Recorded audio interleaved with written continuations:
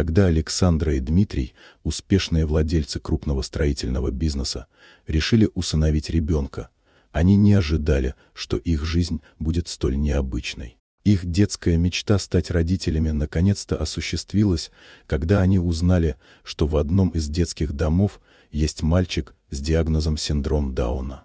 Малыш, которому было всего 3 года, остался без родителей и нуждался в семье. Они не думали о диагнозе, ведь для них главное было одно — подарить ему дом, любовь и заботу. Они назвали его Артем. Он был особенным мальчиком, который с самого детства показывал, что, несмотря на свои особенности, может быть добрым, внимательным и искренним человеком.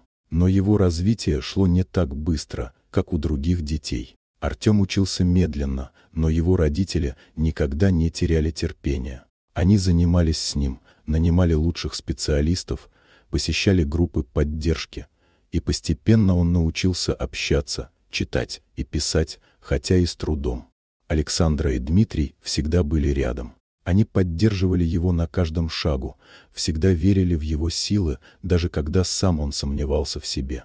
Годы прошли, и Артем стал взрослым. Он окончил колледж, хотя с трудом осваивал учебный материал. Но его характер и желание работать помогли ему устроиться в компанию отца, где он занимался организацией мероприятий, занимаясь делами, в которых был наиболее успешен. Он был ответственным и всегда старался, несмотря на свои ограничения.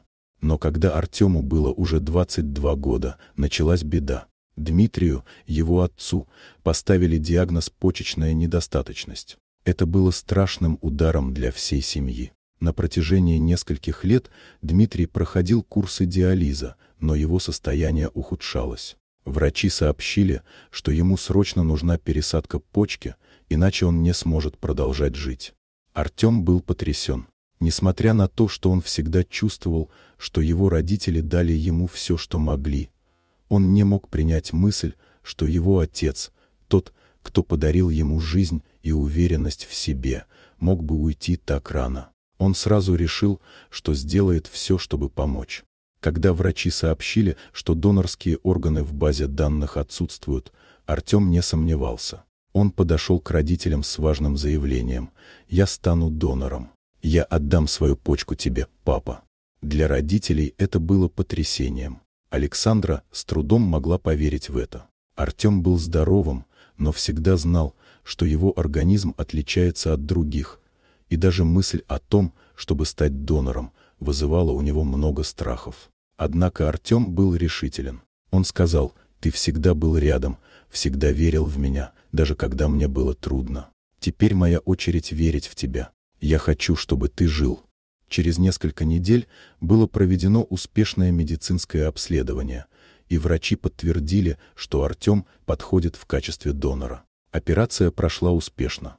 Дмитрий получил новую почку, а Артем, несмотря на пережитую операцию, чувствовал только гордость за то, что смог спасти жизнь человеку, который дал ему столько любви.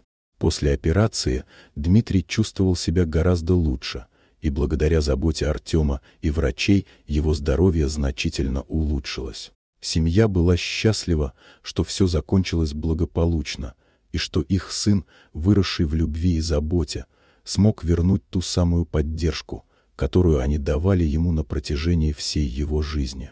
Через месяц после операции, когда Дмитрий восстановился, он посмотрел на Артема и сказал: «Ты стал настоящим мужчиной. Ты не только спас мою жизнь, ты показал мне, что все, что я вложил в тебя, это больше, чем просто забота. Ты стал человеком, готовым отдавать, несмотря на все трудности».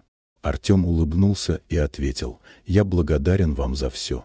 Вы научили меня, как жить, как быть сильным. Я никогда не забуду все, что вы сделали для меня. Я просто хочу, чтобы вы знали, что я всегда буду рядом, как вы были для меня». Этот жест стал для семьи не только символом благодарности, но и выражением того, как любовь и забота могут преобразить жизнь. Артем не только спас своего отца, но и подтвердил, что благодаря поддержке и вере в себя можно преодолеть любые преграды. Вот такая удивительная история. Дорогие друзья, если вам понравилось видео, Поставьте лайк, а также подписывайтесь на канал, где найдете еще много интересного.